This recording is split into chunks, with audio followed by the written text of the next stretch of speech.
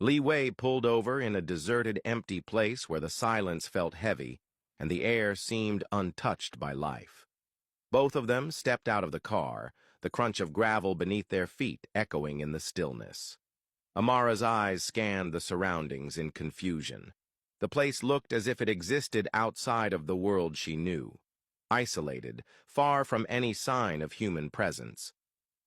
Liwei walked deeper into the open expanse, his pace slow but deliberate, and she followed close behind.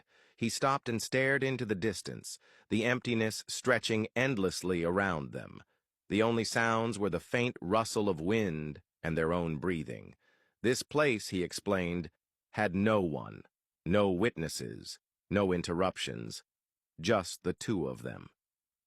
Amara felt unease crawl into her chest, her mind racing with possibilities she could not quite piece together.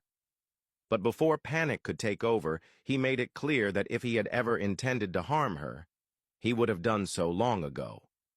It was here, he told her, that she could release everything, her anger, her frustrations, her grief, and scream as loud as she wanted without fear of being heard.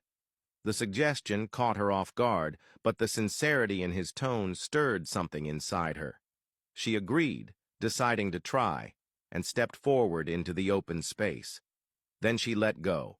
Her voice tore through the air as she screamed at James and May, cursing them, wishing they would be struck by lightning and die. She cried out for her mother, confessing the guilt she still carried for not being wealthy enough to save her, mourning the truth that if her mother had lived, she would never have been forced to come to another country and suffer this way. Her words trembled with rage as she shouted about failing to get the scholarship she had worked so hard for.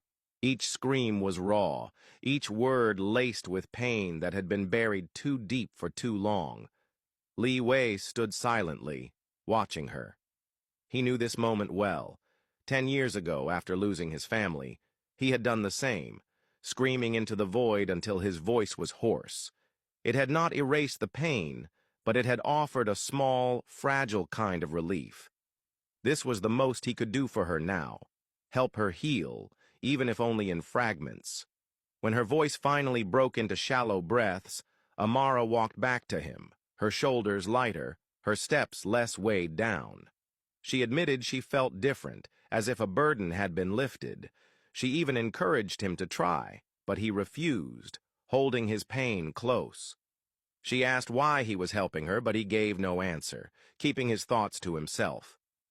Deep down,